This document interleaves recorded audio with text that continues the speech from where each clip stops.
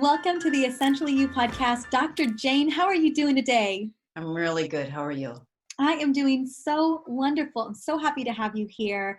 I'm so happy that we're going to be talking about this really important topic right now, and that is how we can address and have powerful practices for our inner perfectionists. Yes. And I know people are hearing that right now and they're like, oh, this is something I live in every single day.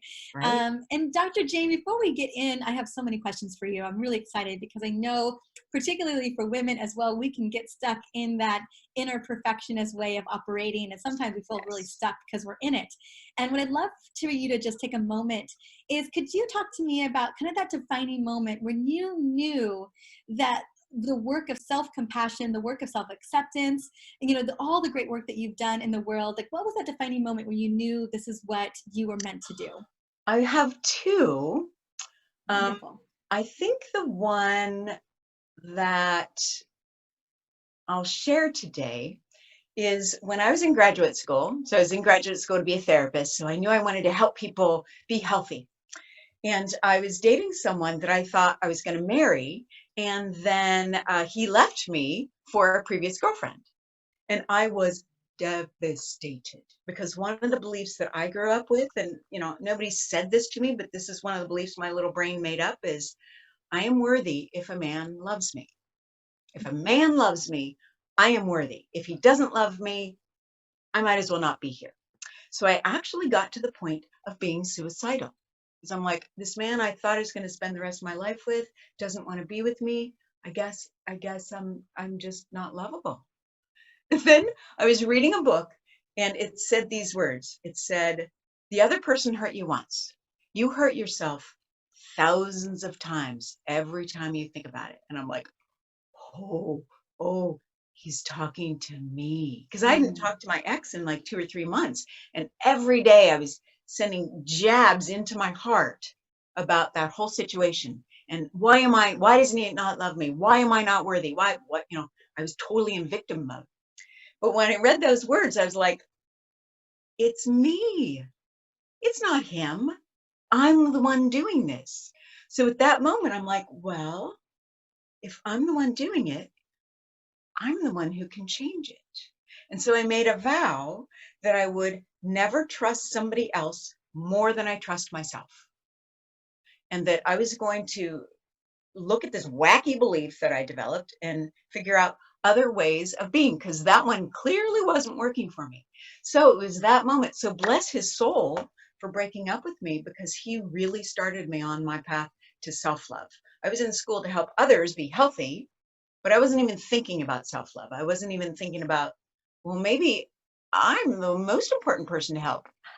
So that was the time that I was really, it was a huge wake-up call, and I'm forever grateful for it. That is such a great story. That is such a great, poignant, defining moment. Yeah. So many of us, we've had beliefs that were given to us when we were younger, or maybe even in high school or wherever that may be, that we've really anchored into, that we kind of judge and perceive everything around. And to be able to have that insight, and to be able to see it in a different way. I grew up with some beliefs, and I remember there was a belief that I just was really having a hard time letting go of. And a good friend of mine, Dr. Joan Rosenberg, and I was telling her a little bit about it, and ultimately she said something that was so profound to me. And she's like, they never had the authority to tell that to you. I love that. And that was so powerful to me, because I had always given them so much power. Yeah. That they always had that authority over me. And she's like, they never, ever had the authority to say it. I love that. Mm-hmm. That is And so that kind of reminded me of that moment where Yeah. you're in that you're reading this, and that you are kind of replaying this out, and how often we've done that, where yes, it happened the one time, but we're preferring to have it happen many, many, many times to Right. ourselves. I I'm gonna love stab love it. myself again. Awesome. Exactly. Oh my goodness. I though that is so profound. Well, I want to steer because I know we're talking about perfectionism, and perfections definitely come from belief as well, and definitely a sense of worthiness is connected and tied to that. So, talk to me about. I know so many people feel like again they're so stuck in it and they don't know how to escape it, and they're not moving. Right. It's like moving through mud trying to get that perfect thing, or it's just not good enough. How do we become perfectionists? Well, one of the things I love about learning more about the brain is it gives us so much more compassion for ourselves because especially as perfectionists, we think, oh, it's my fault. It's my fault. There's something wrong with me. If I were just better, I wouldn't be a perfectionist. I'm like, which is a beautiful circular belief that just keeps us going into the perfectionism. So our brain from 0 to 2, it's basically in like delta waves, which is just, we're just taking in experiences. We aren't consciously thinking about them. They're just coming in. And then around the ages from 2 to 6, our brains go into theta state, which is mostly when we're under hypnosis, our brain is mostly in theta state waves. So when we're in theta state, we're just taking in information and we're aware of it, but our brain is not questioning it. It's like, oh, and now Just taking here's it in we're just at, taking we at are little face value. sponges. Like this is how the world works. Thanks for letting me know. This is the truth. Awesome. Which is why we can believe in like, you know, Santa Claus and the Easter Bunny and any other, thing we as kids believe in because it's like, well, if somebody told me it was true, well, of course it's true. So if people say to us, you aren't worth anything. Who do you think you are? Why don't you work harder? What's wrong with you? We just hear that and we go, something's wrong with me. I don't work hard enough. I'm not worth anything. And we literally don't have the brain capacity to go, wait a minute, you don't have the authority to tell me that. I mean, like, we don't have that. So we take these truths about the world and about ourselves in it, and they become unconscious beliefs that until we actively and consciously look at them and give ourselves contradicting evidence, that we will carry them until they are addressed and we can build new neural pathways and new beliefs. So for me as a little kid, my family felt very unsafe. There was violence and I was scared most of the time, or at least a lot of the time.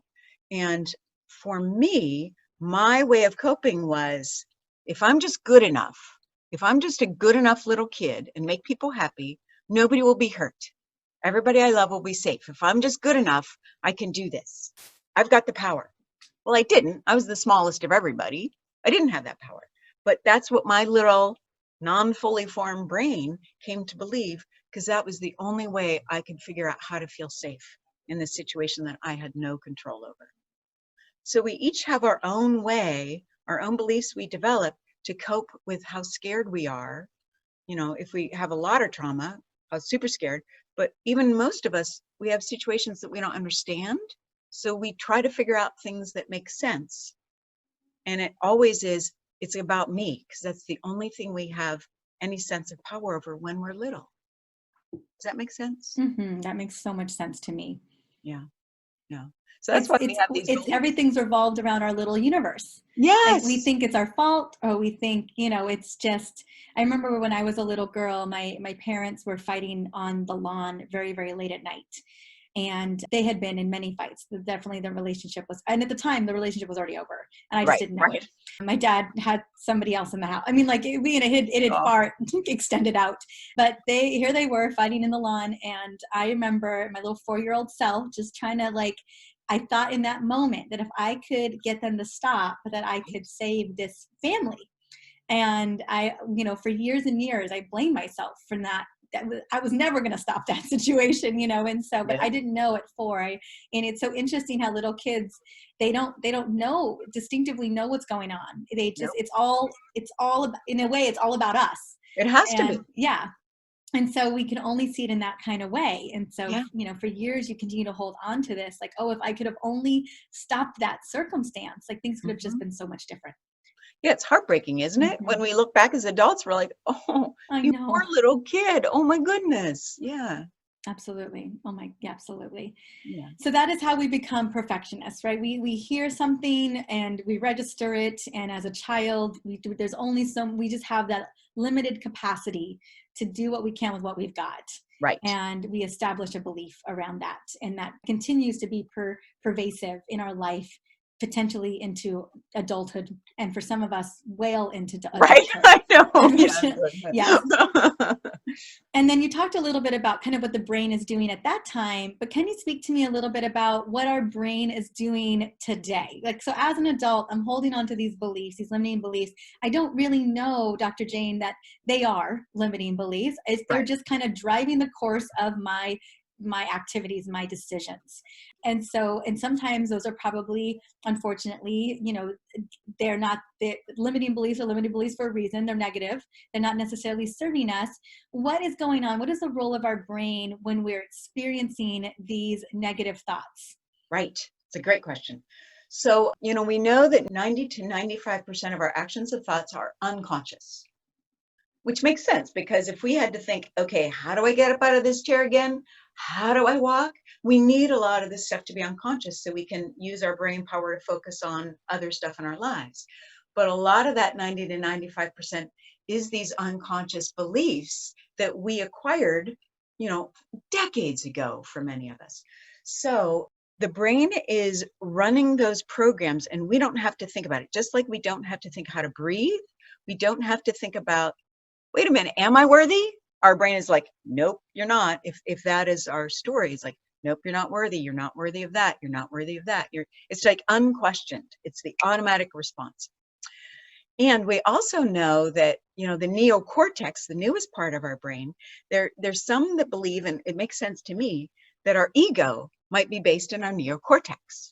And our neocortex is always searching for problems. It's always searching for danger. It's always searching for what's wrong so we can try to address it so we're going to be safe. Unless we're actively engaged in something and we're totally present and our brain isn't constantly searching, it is looking for danger. It never says, look at all those sweet strawberries there. Those flowers are beautiful. It's like, no, did you see that movement? Did you hear that noise? Why is he looking that way? What's wrong? What's he thinking about? So it's constantly searching for danger. And research says anywhere from like 50,000 to 70,000 thoughts a day. Most of them negative, most of them repetitive. Most of our thoughts are not new thoughts for the day. So our brain is on automatic for negative, what's wrong, danger, and what's bad. And that's why practices like gratitude and focusing on our capacity and our capability and what we're doing right, we're literally creating new neural pathways to try to counterbalance those ones that are running without any effort. Like we don't have to consciously think, now I will think bad thoughts. Now I will beat myself. We don't know. It just happens, just unbidden. So the focusing on what is in our power, what is positive, what is helpful, what is good. We're literally consciously creating those new neural pathways. So we have more of a choice when we notice, oh, look, I'm beating myself up again. Well, what do I want to think in this moment? Do I want to continue that path? Do I want to continue to say what a loser I am because my boyfriend left me for somebody else? Or do I want to give myself some compassion here? Do I want to be curious about, wow, why do I believe that? That's a fascinating thought that I'm not worthy because one person is not dating me. So that's the role our brain naturally plays. And that's what we can consciously do to try to offset and create new patterns, like myelinate the neural pathways so they will become superhighways versus just the negative ones. Mm, mm. And it's easier, kind of easier said than done Right. to myelinate to create those new neural pathways. Because I know that we are stuck so much in our pathways and our kind of ways of thinking. And what I understand, I've done so much research on kind of that stranger danger syndrome, or the body constantly sensing to see if we're okay. And it's not even just the brain. I know that even our cells inside it, like our cells in our body, everything is always trying to sense danger. Yeah. And, whether we like it or not, the brain has created these loops, of reminder trigger of like, well, you don't want that to happen again, Right. you know? And so, you know, these are a lot of protective mechanisms that definitely sometimes do not serve us. And so I'm so glad, I love the way that you put it so eloquently, because whether we like it or not, like this is kind of just the natural wiring that Right. happens. There's nothing wrong with us. It's Yes. just our brain. It's just the brain, just the brain honestly thinks it's doing good by us. And then, you know, and that's why I think it's so critical that we have these beautiful rituals, and we have this mindfulness, and we have ways in which that we can retrain the brain. So I love that we're going to get into that. Now, you had talked a little bit about this when we were having our conversation earlier, that there are certain words that can make us feel worse about ourselves. Yes. And are these words that we say aloud to ourselves, or is it an internal dialogue? Talk to me a little bit about how this even comes to play for us. It's both. We say it aloud all the time. We say them aloud all the time, and we also think them. Here's what I always say to my clients. I say, and actually anybody who will listen to me, I will give this because it's so important. If I were queen of the world, I would ban the words should, must, have to, and need. And for Midwesterners, gotta. Because what they do is they automatically create resistance in us. Because if we're telling us, I should do this, I have to do this, I need to do this, well, it's probably important that we do it. There's a reason we're saying it. But by saying it, I have to do it, it means we haven't done it. So automatically we're feeding our brain the information, you are a loser. Why haven't you done it already? It's clearly super important and you are not doing it. What is wrong with you? So that's the unconscious subtext that comes with, you have to do this. You need to do this. And it's actually, can you do an experiment with me? Sure. Well, it's so funny, just really quickly, Dr. Janie, who had said that earlier today when we were having our moment. And I was like, oh my gosh, I wonder if I've used any of the words just yet. You know, Right, I we know. were having our conversation. And then I was like, oh, I wonder what those are. And I will tell you what, I am guilty of using those words every single day. It was so funny. I was Yeah. talking to my husband before this call. So I was like, okay, I got to get back in the room. Right. But even before that, I told you that I just turned in my manuscript and my schedule finally opened up to the world again. And sure enough, every little slot that could get booked, it is booked solid. And I was telling my husband, because I missed a meeting with him, and today's been a little bit of an interesting day. And I always say things like, you know, for some reason my day isn't going the way I wanted it to go. And he's like, and I remember right before I jumped back in here, he's like, you need to stop saying my day isn't going the way that I want it to go, because you say it all the time. And I was just giggling.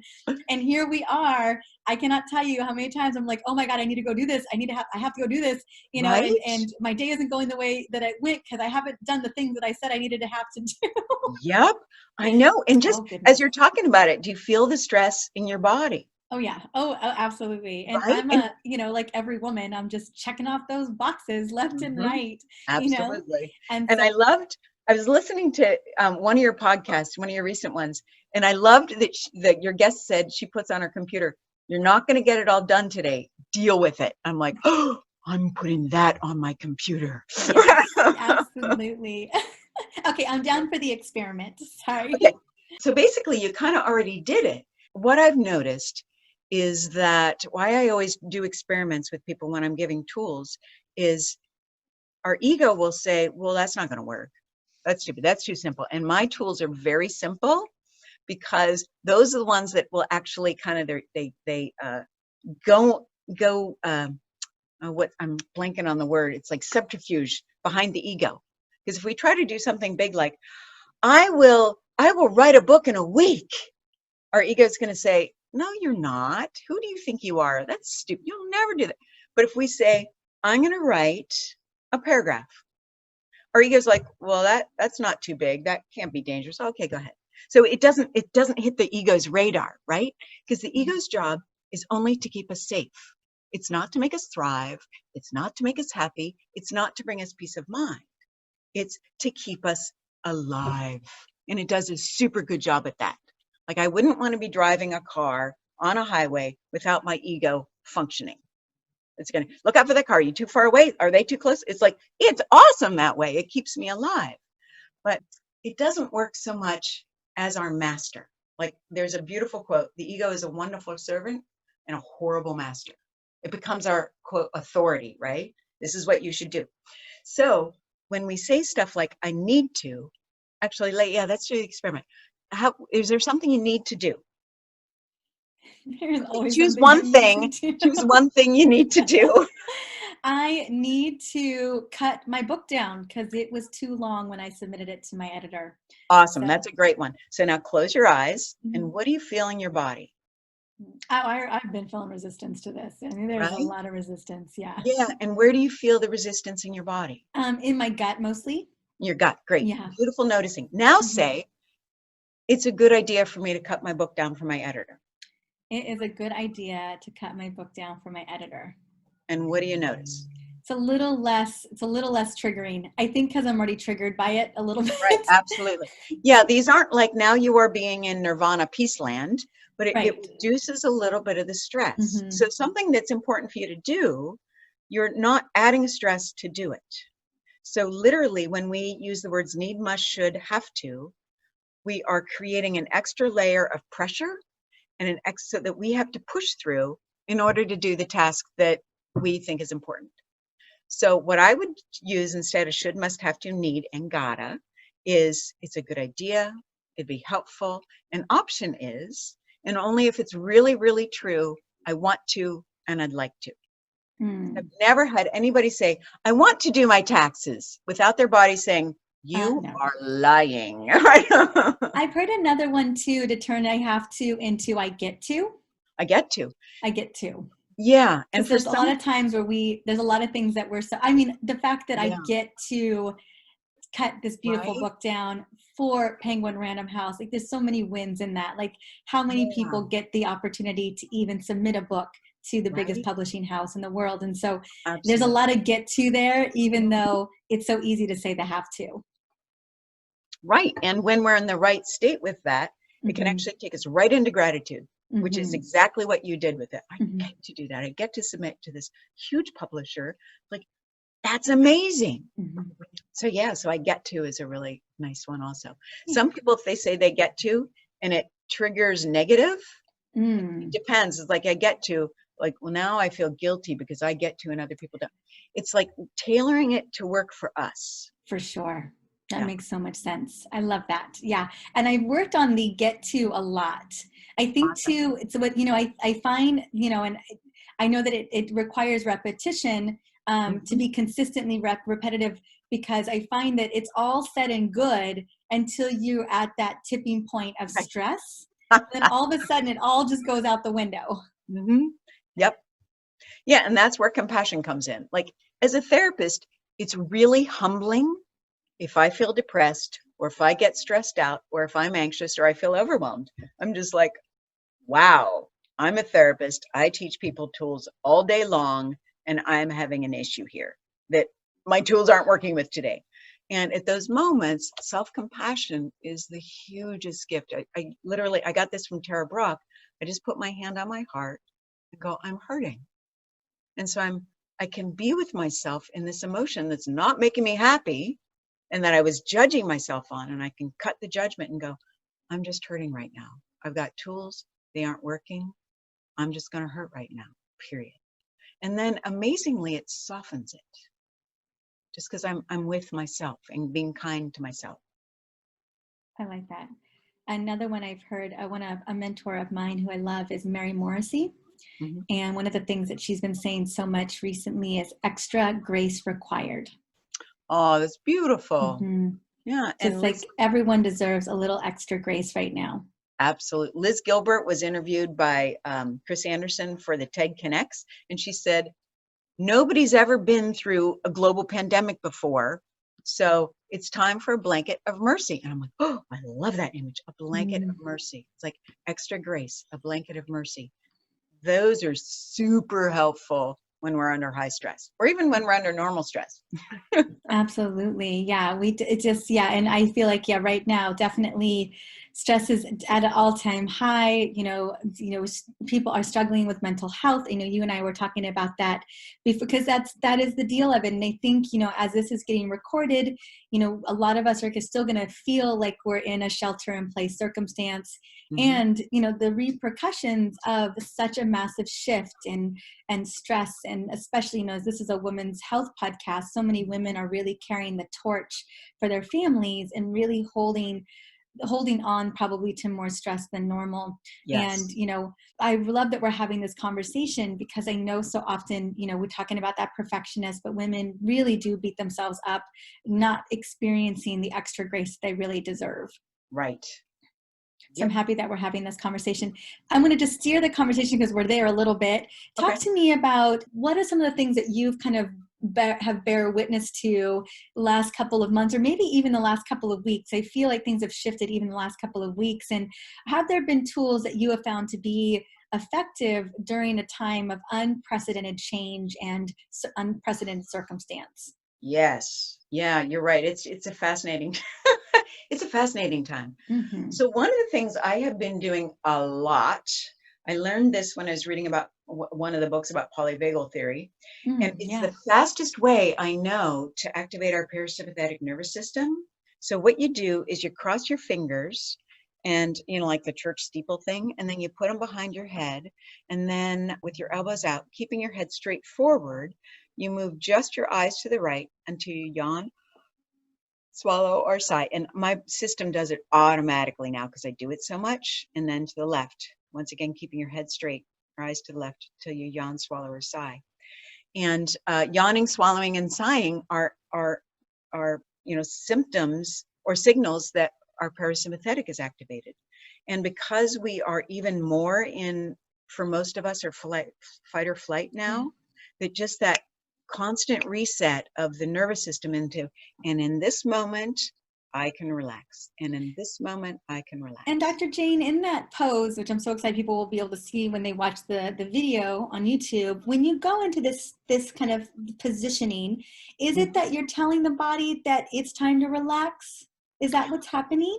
Well, it literally, I think it works on two levels. Okay. One, the eye movement activates the ventral vagal nerve. Okay. Yep. So, which is, one that activates the parasympathetic. All the way down. I think that this aspect, the part of we're putting our hands behind my head, the author didn't say this. This is what I surmise, is that our hands behind our head is a very vulnerable posture. Like we're exposed. We're exposed. So by doing this, you're signaling to your brain through your body, I must be safe because I can have this pose and nothing is attacking me, right? We do the same thing when we look left and right. We're giving, because when we look left and right, we expose our jugular, right? Yeah, our jugular, all of it. And not just that, the brachial plexus is there. I mean, a lot of stuff is going on in the neck. Yeah, so we use our body to signal to our brain, no, we're safe, we're okay. And then one of my very favorites, I got this from Rick Hansen, is to just say, to calm that little amygdala, I'm okay. In this moment, I'm okay. In this moment, I'm safe. In this moment, I'm fine. And it's weird. The first time I tried it, I was walking down the street and I got anxious for some reason. I don't know why, but I said, oh, I'm safe.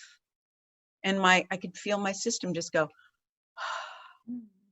I am.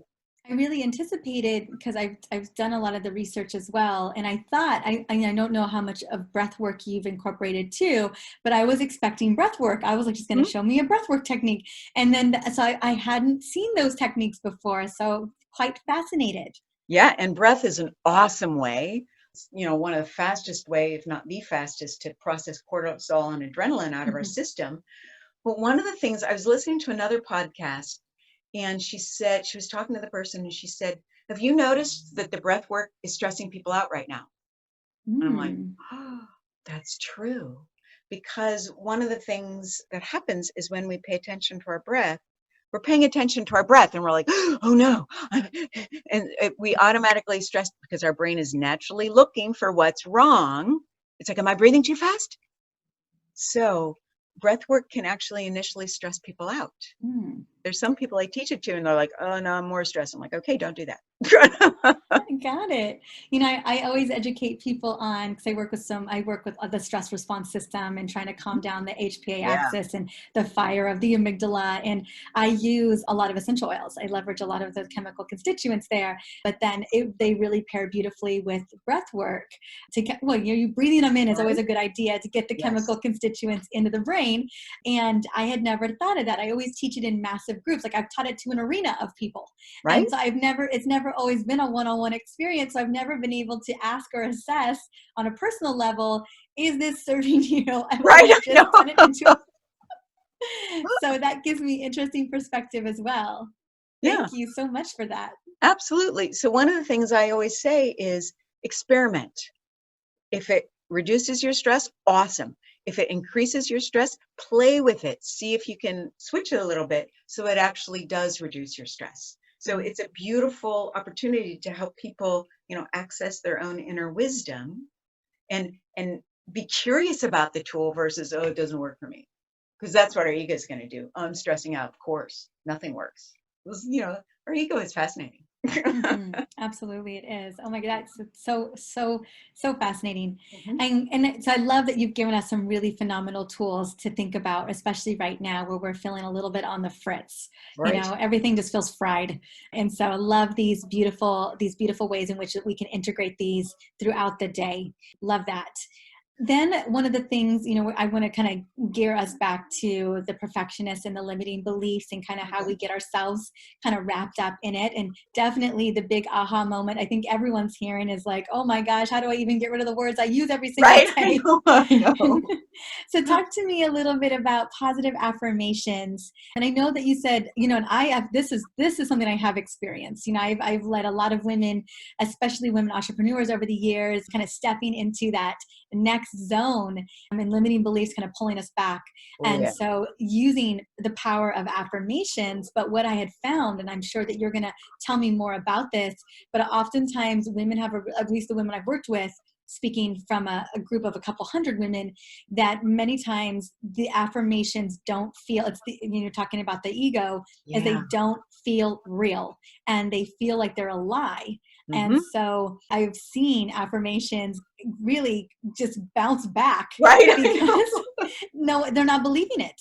And so speak to me about, people are always touting positive, say positive affirmations every single day, da da da, but how they can be very difficult for people and at times really make people feel more crappy than feeling good about themselves. I know. Isn't it fascinating? Beautiful noticing. So I first discovered my hate for affirmations when I was reading a book by Wayne Dyer. It was the first positive affirmation kind of book I ever I read, was going to and I say, was, yes. yeah, I was not in a good. So I was reading, and he basically said, "Your thoughts create your reality. So what you're thinking now is how you will feel." And I'm like, I'm screwed. I'm screwed. And I threw the book away, and I'm like, that's it. I'm screwed. Why even bother? Because all I think is negative thoughts. That's the space I was in. It was super awesome. But what I discovered, and the person who really turned affirmations around for me is Dana Wilde. She wrote a book called Train Your Brain. And what she does is she's the first one I saw who actually creates affirmations that work and how to modify them so they stretch you a little bit without overwhelming your ego and making you think, well, I'm a loser. I can't even make affirmations work for me. This is what our brain does. So one of my favorites is when I ask my clients what they want.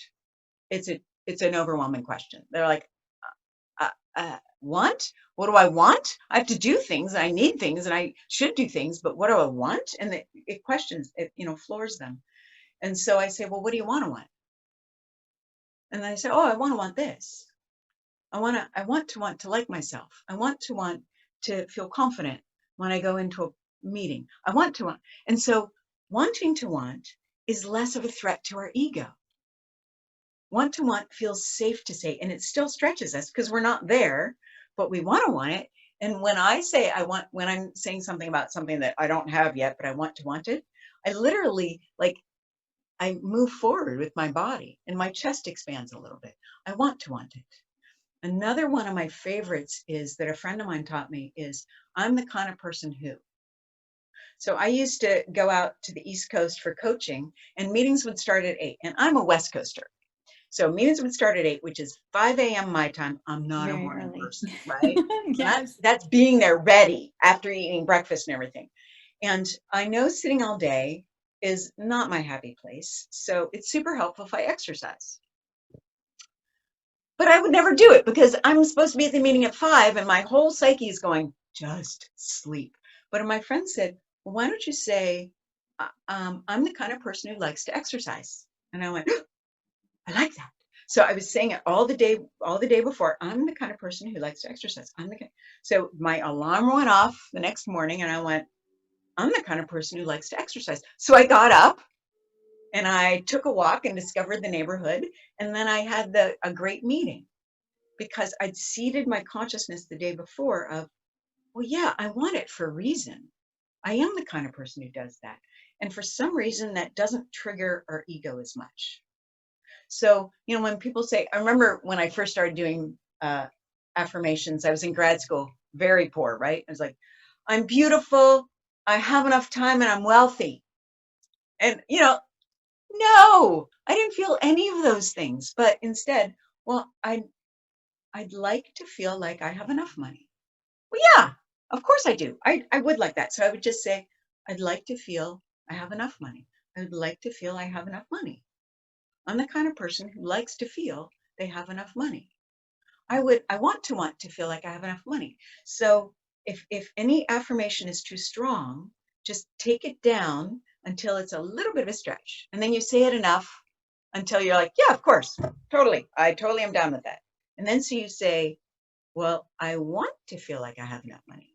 And that's okay. And you say that until you're comfortable. And so you bring your ego along step by step onto the process until you're like, yeah, I do actually feel like I have enough money. I may not even be making any more money, but I feel like I have enough money. I remember I learned just the wacky way our brain works. I was starting my private practice and I wasn't a good marketer, so I didn't. So I had like 3 clients and I wasn't making a lot of money and I didn't have a lot of money. So I made the decision that I'm going to buy a cup of coffee a week, whether I have the money or not. I'm the kind of person who wants to buy a cup of coffee a week. So I did. And literally in a few months, I wasn't making any more money, but I was going out to eat. I was paying my bills down more. Like, I don't know what happened. It's like kind of miraculous to me because I wasn't making any more money, but I had more money. And it was how I was viewing my relationship to money that changed through these small little, in that case, it wasn't affirmation so much as small little actions. Like I didn't buy a huge meal or a new car just to prove that I had enough money. I just bought a cup of coffee a week. And that was enough to start to shift my underlying belief pattern. It was awesome. I love it. And I absolutely know that those things definitely pay off. I love the wording of I'm the kind of person who likes to Right? exercise. I'm going to try it because you're absolutely right. I've been a West Coast girl my whole life. And if I'm at a 3-day conference in New York and Oh, everything starts at 8 o'clock in the morning, I'm the kind of person who likes to exercise once I get home. right. Right. If I I'm hear there for an you. extended period of time, I'll make it work. And so I Mhm. love that so much. Those are wonderful. And how we used to teach people affirmations is we would call them afformations. And so we would pose it in the form of a question Oh, instead. And that was the way that we did it. I love your methodology way more than because we were trying to like, well, if we pose it into a question, then you force the brain to answer opposed right. to yes, and so opposed to just making a statement that the ego doesn't believe, you put yourself in a position where you make a decision, Oh, and in the hopefully in the in the right direction where you're just like, yeah, that's exactly what, yes, yes. And so those, we call them affirmations instead of, affirmations. yeah, That's a great idea. yeah, That reminds me another one that Dana Wilde talks about, which is you say what you want because, and then it could be anything, but because you put the word because in there, your brain, the same thing is now it's looking for the answer. yeah, Like it's looking I, for and you're trying to justify it. Yes. Yes. Unconsciously, your brain's like, I'm on it. I'll find the reason. It's kind of Or you like when say, someone cuts in front of you, but they have a reason for cutting in front of you. uh-huh. And so you're just like, oh, okay. But if they Right. cut in I front know. of you without a reason, it's not very easy for them to cut in front of you. Right. And Yeah. so, as long as you've got an excuse for why you're doing the thing you probably shouldn't be doing, usually people are pretty okay with it Right. because the And brain it's putting, rationalizes it. yeah, yeah. And using your brain, basically a brain hack of, Yeah. I like myself because I want to. I mean, it could be that simple. I like myself because I like bananas. It doesn't really matter what's behind the because. Your brain's gonna just because there must be reasons. She's saying there are reasons. There must be. Let's find them. I love this. And you're absolutely right. Because here's the thing we talked about earlier in this episode, in this interview, was that the brain's going to do what the brain's going to do. Yeah. And so if you can figure out ways to hack the normal processing of the brain, Yeah. the negative mindset, the beliefs, the thoughts that are just constantly the 50 to 70,000 thoughts we're having every day, and interrupt them with these hacks, you really begin to shift that neuroplasticity that you were speaking of. And we Yep. begin to think differently. Yep. A little bit over time, kind of like the coffee. Every week this is my treat. I deserve it. I work hard. And then all of a sudden that shifts the way that you think about your circumstance, your financial circumstance. It opens the door to so much more. Mm-hmm. Yeah. Yay, I love that. Well, gosh, Dr. Jane, this has been such a fun and fascinating interview for me. Aww. I know that everyone's going to want to know where to find you, where to learn more about you. I know that right now tell me a little bit more about your book. I know that we have a link that could take people to the book. Love Awesome. for you to spend a little bit of time and share with us what that's all about. Great. Well, the book I wrote because, I'm a recovering perfectionist. And at a certain point, I wanted for years just to have a full private practice as a therapist. And that finally happened. And then I'm like, well, what now? What else is there? Because I'm one of those, as I think I listened to one of your podcasts, you're just like, and what's the next? There's Next now thing. there's more. Here's my 8th book. Now I got to do the 8th book. Right?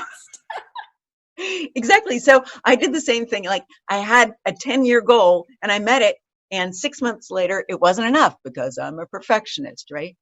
So I thought, okay, I can't see any more people because it's just too much for my nervous system. I have a limit.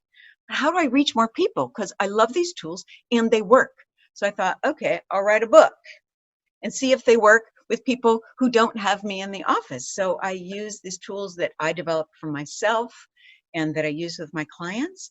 And I wrote a book to give people, one, the knowledge that they're not alone. Like I share some of my own struggles and my own wacky brainness in the book, and just really simple tools to shift how we practice thinking about ourselves and being with ourselves. So it's a very short book. It's like less than 50 pages. So it's very doable, but it's like short little things, and it helps people give compassion to themselves for how they naturally are. And at the same time, knowing they have choice about how they, to be redundant, choose to be, if that makes sense. Absolutely, that makes sense. And I love that it is so short and Right? succinct. So I told you I just turned my book in, and it is running over 700 pages long. So we've got to, we are cutting that down. I get to cut it down. Nice reframe there. Yeah, nice. I get to cut it down so that it's not 700 pages long. Right. Oh my goodness. I love that. I love that it's so consumable. And we can get it. I know the website was, and I'll have it in the show notes for this episode, everydaylove.me. And Correct. I take it it's on the front page, the landing page of this website. Yeah, it's on Amazon, but if you actually want a PDF of the book, if people sign up for my Love Notes, which is just pretty much monthly newsletter, giving tips for stress reduction and just ways to think and be in the world to give us more self-compassion and kindness, then if you sign up for that, you'll get a free PDF copy of the book. Wonderful. Thank you so much. Is there anywhere else, Dr. Jane, that we should go and check you out? I've got a Facebook page, everydaylove.me, where I post videos and quotes that inspire me, and then stuff that I offer, I will also post on there. Wonderful. Well, it was such a pleasure to have you come on and share all of these wonderful techniques and hacks and giving us a broader understanding of why and how we think the way that we do and how there's hope for us all and we Right? can Right. reframe it. I think that's the big one. So often people will come on and it's like, well, this is the way it is. I And I don't know. really have a lot for how to fix it. So thank you so much for that. Awesome. I had a delightful time. Thank you so much for having me. Well, thank you. I look forward to seeing you soon.